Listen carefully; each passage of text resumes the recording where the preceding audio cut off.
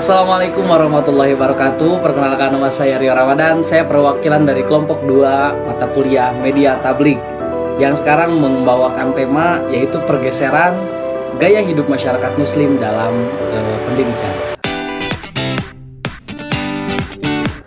Kita langsung saja kepada pembahasannya.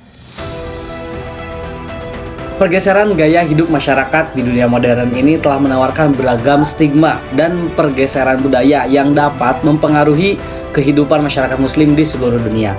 Dengan perubahan gaya hidup ini, ada banyak pergeseran dalam aspek pendidikan Islam, terutama dengan kampanye internet. Ini telah merubah pandangan dan karakteristik masyarakat Islam yang begitu menonjol dari generasi sebelumnya. Kebijakan postmodernitas telah membawa perubahan yang signifikan dalam upaya untuk meningkatkan visibilitas masyarakat muslim. Misalnya dengan dekonsentrasi masyarakat Islam dengan konsep dogma. Upaya ini mencakup kontrol positif untuk melawan beberapa fenomena negatif yang berkaitan dengan budaya sekuler. Oke, ada faktor-faktor utama yang mempengaruhi perubahan gaya hidup masyarakat Islam di daerah pedesaan. Kita fokusnya kepada daerah pedesaan terkait pendidikan dan juga kesadaran. Oke,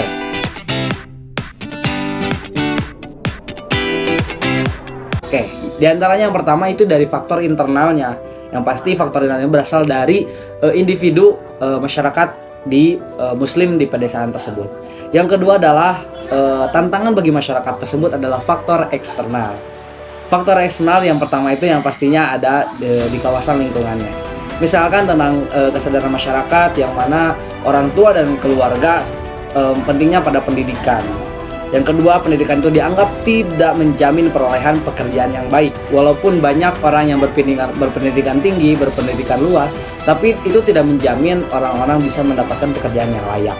Ketiga, rendahnya jenjang pendidikan daripada orang tua menjadi kurang terbukanya kesadaran untuk berpendidikan tinggi. Aksesibilitas atau kemudahan untuk menempuh pendidikan yang layak di pedesaan, kesadaran masyarakat dalam hal ini sangat berpengaruh terhadap sudut pandang warga terhadap pentingnya pendidikan. Jadi pendidikan yang berkualitas haruslah ditunjang oleh sarana dan prasarana yang memadai dan juga berkualitas pula. Sedangkan di pedesaan biasanya kurangnya kapasitas orang untuk belajar sehingga kurang sarana prasarananya. Karena memang di pedesaan tersebut jarang ada orang yang belajar, makanya sarana prasarana itu tidak terpenuhi. Kemajuan teknologi informasi, nah ini telah memfasilitasi setiap aspek kehidupan manusia, terutama sekarang dalam pendidikan.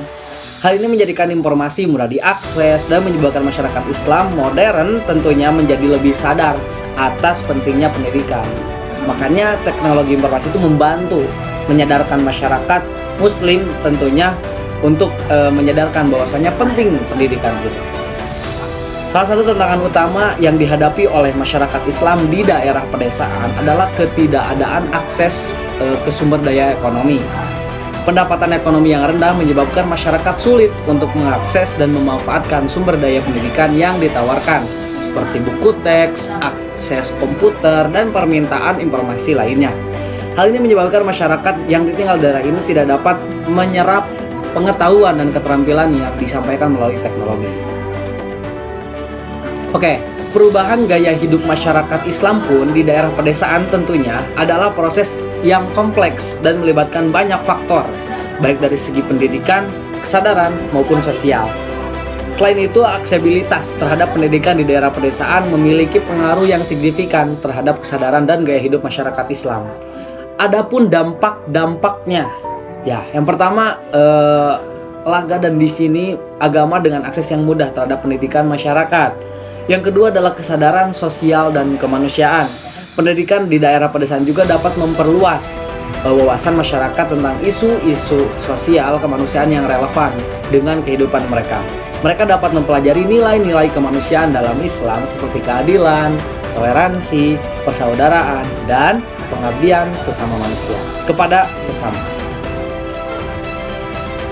Ketiga adalah kesetaraan gender dalam pendidikan. Ini perlu juga di daerah pedesaan dapat membantu mengubah persepsi dan pemahaman masyarakat dalam kesetaraan gender.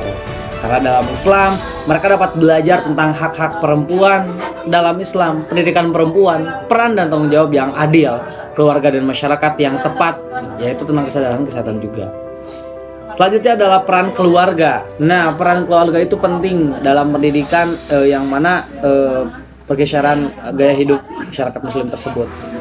Peran keluarga dalam mendorong pendidikan dan kesadaran di daerah pedesaan sangat penting. Berikut adalah peran-peran utamanya. Yang pertama, yaitu nilai pendidikan keluarga memiliki peran kunci untuk membentuk nilai-nilai pendidikan dan kesadaran pada anggota keluarga. Karena ketika keluarga memberikan penekanan yang kuat dan pentingnya pendidikan, anggota keluarga di daerah pedesaan tersebut cenderung memiliki motivasi yang tinggi, memiliki motivasi yang erat sekali karena itu dihimpun oleh keluarga. Yang kedua adalah dukungan emosional dan motivasi yang tinggi karena muncul dari keluarga. Yang ketiga yaitu peran model. Di sini keluarga harusnya menjadi contoh ataupun suri tauladan bagi anggota keluarga lainnya. Yang keempat adalah turut serta partisipasi dalam kegiatan pendidikan. Keluarga juga dapat aktif terlibat dalam kegiatan pendidikan di daerah pedesaan seperti menghadiri pertemuan, sekolah, mengikuti program pelatihan dan lain-lain. Yang terakhir adalah adanya komunikasi dan diskusi. Keluarga di daerah pedesaan dapat menciptakan dan juga memfasilitasi komunikasi dan diskusi tersebut tentang isu-isu pendidikan dan kesadaran. Ada tantangan utama yang mendorong pendidikan Islam dan pendidikan dan kesadaran di daerah pedesaan. Yang pertama adalah akses terhadap akses yang terbatas terhadap pendidikan daerah. Pedesaan sering kali memiliki akses yang terbatas terhadap fasilitas pendidikan yang memadai seperti sekolah, guru, dan materi pembelajaran yang memadai. Ini kadang-kadang menjadi tantangan utama bagi pendidikan di daerah pedesaan. Yang kedua adalah kurangnya infrastruktur dan sumber daya. Yang ketiga adalah keterbatasan ekonomi. Itu 3 hal yang menjadi tantangan utama pendidikan di daerah pedesaan. Oke, pergeseran gaya hidup masyarakat Islam juga tidak terlepas daripada peran media. Pastinya tahulah, peran media sangat penting di zaman sekarang gitu. Baik itu media massa ataupun media sosial. Media menjadi salah satu faktor yang menyebabkan adanya perubahan gaya hidup, terutama dalam lingkup pendidikan Islam. Karena banyak sekarang orang-orang, kalau kita sebut dengan ustadz ya, ustadz lebih memanfaatkan ceramahnya itu dalam bentuk media sosial, bisa berupa konten yang di-upload dalam akunnya gitu, akun di media sosial. Nah, di sini masyarakat malah menjadi bisa lebih mudah gitu mengakses. Kita tidak perlu kaku ataupun terbatas dengan hal-hal tertentu. Dengan adanya media sosial, masyarakat bisa memanfaatkan apapun itu, tidak terbatas ruang dan waktu, bisa kapan saja karena telah dipermudah dengan media yang salah satunya adalah media sosial. Oke, penutupnya yaitu secara keseluruhan dapat disimpulkan bahwa perubahan gaya hidup masyarakat Islam dalam bidang pendidikan itu mencerminkan komitmen untuk memperbaiki kualitas pendidikan, meningkatkan aksesibilitas, dan mengintegrasikan nilai-nilai agama dengan kemajuan zaman.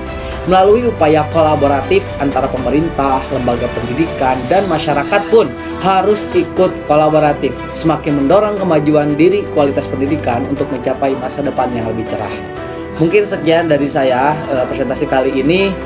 Saya mewakili teman-teman segenap kelompok 2 media tablik tentang tema yang tersebut. Meminta maaf apabila ada kesalahan dalam pembuatan penyajian video ini dan jurnal ini. Sekian dari saya, terima kasih. Assalamualaikum warahmatullahi wabarakatuh.